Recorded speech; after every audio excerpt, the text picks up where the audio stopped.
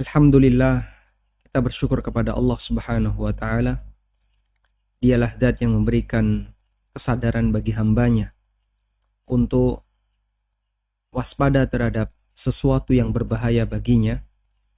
Tidak hanya berbahaya dari sisi ukuran fisik yang itu bisa diperhitungkan oleh indera manusia, tapi juga termasuk di antara bahaya ketika seorang hamba menghadap Allah Ta'ala kelak di yaumil akhir. Sehingga Allah Subhanahu wa Ta'ala memberikan petunjuk kepada hambanya yang beriman bahwa apapun yang saat ini dia lakukan dan apapun harta yang dia dapatkan nantinya akan dia pertanggungjawabkan di hadapan Allah Subhanahu wa Ta'ala. Karena berangkat dari semacam inilah seorang mukmin dia akan selalu waspada. Jangan sampai dia mengambil harta yang haram, karena dia tahu dampak buruk dari harta yang dia kumpulkan. Berbeda dengan orang yang tidak beriman.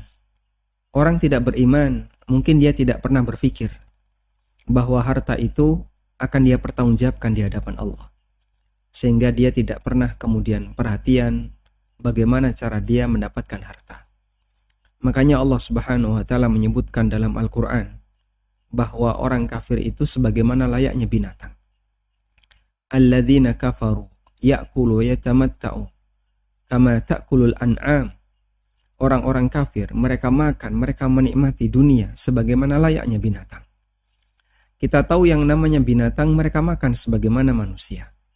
Tapi sapi nggak bisa membedakan mana rumput yang halal dan rumput yang haram. Mana tanaman yang itu boleh untuk dia konsumsi karena itu miliknya, itu haknya. Dan mana tanaman yang tidak bisa dia konsumsi karena itu adalah tanaman milik orang lain. Sehingga orang kafir digambarkan oleh Allah Subhanahu wa Ta'ala karena dia tidak memiliki iman. Ketika dia mencari harta, terkadang dia tanpa aturan sebagaimana layaknya binatang.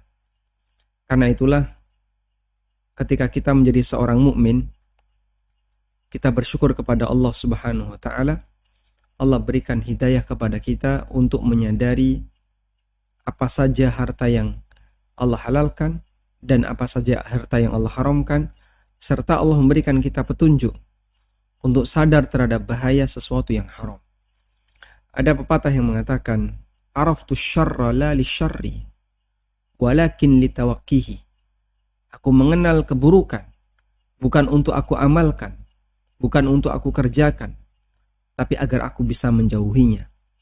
Faman lam ya'rifi syarra minal khair yaqa' fihi.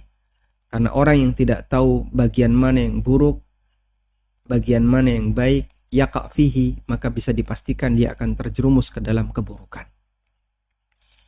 Sehingga jamaah yang dimuliakan Allah mempelajari